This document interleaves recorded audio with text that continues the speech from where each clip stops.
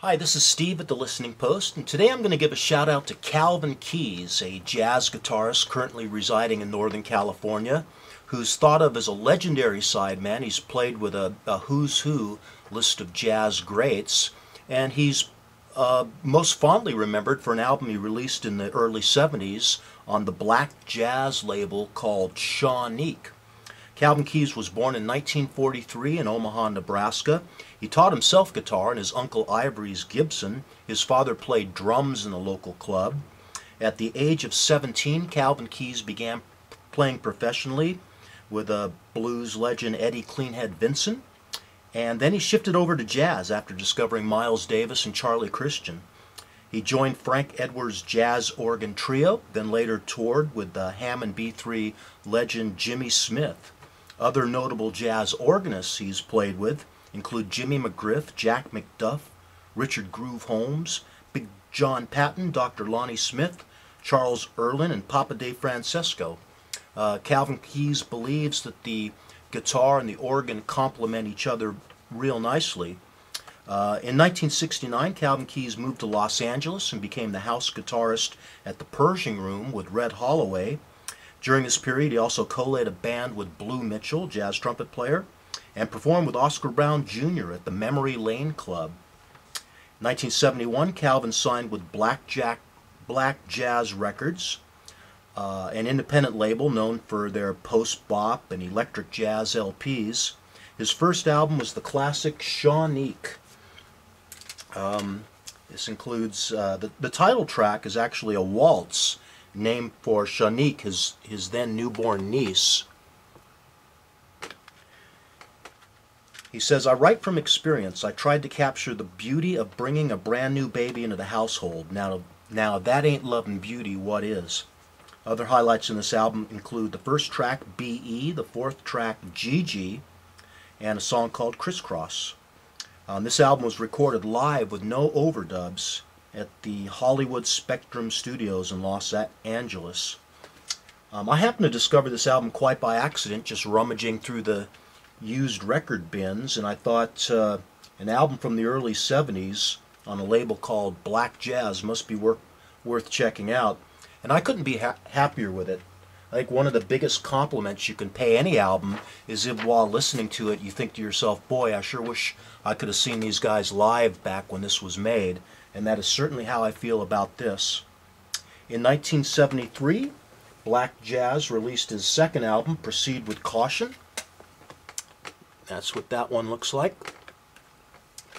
The highlights include the title track, Proceed with Caution, the third track, Effulgence, and the fourth track, Aunt Lovey.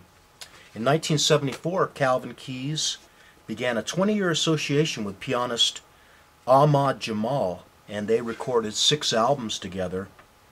He also, about this time, began touring and recording with Ray Charles, whom he would work with off and on until 1995.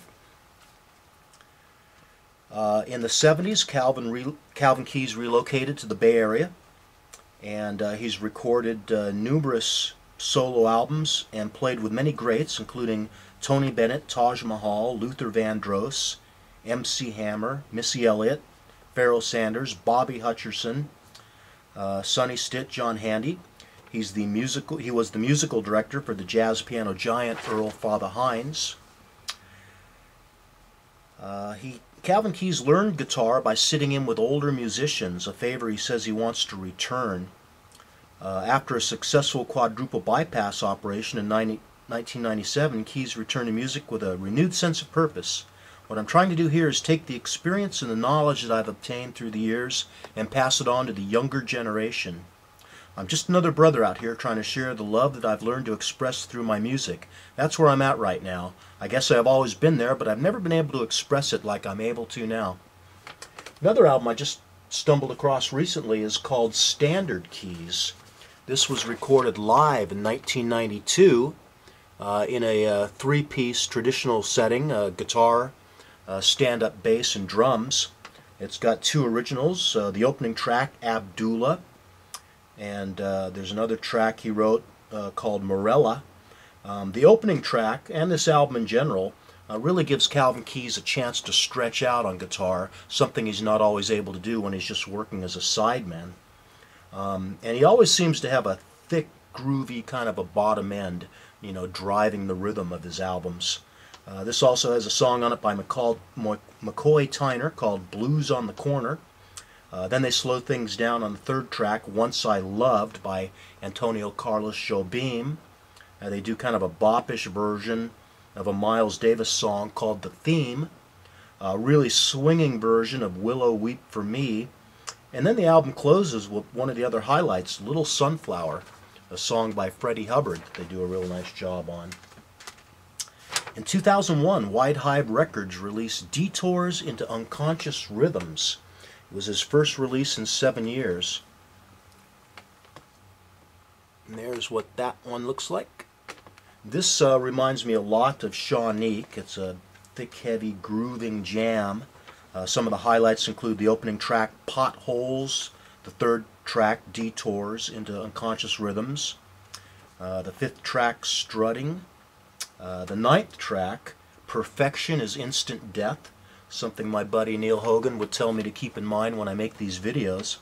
According to Keys, an unconscious rhythm is that song that you hear on the radio that you like but you don't know what it is, and you go through the house humming it for the next couple of days or a week until you hear it again and go, oh, that's the song. It's been embedded into your subconscious. We all have to take detours in our lives to get to the one. His second Wide Hive release was issued in 2006. It's called Vertical Clearance. This is a little more experimental, a little more kind of hip-hoppy, acid jazzy. Sounds almost like, some of the songs sound like something the Roots might have done. It's produced by Gregory Howe of the Post-Fusion Collective Variable Units. And that's got some good tracks on it. Unresolved Daydream, Proceed with Caution 06, a song called Secaucus S. Rutherford. In 2007, fellow Midwesterner Pat Metheny wrote the song Calvin's Keys and included it on his album Day Trip. Pat Metheny has been a big fan of Calvin Keys since the start of his own career and calls him the real deal. In 2011, Tompkins Square re-released Shawn-Neeq on 180-gram vinyl. Calvin Keys plays a Heritage Golden Eagle hollow body.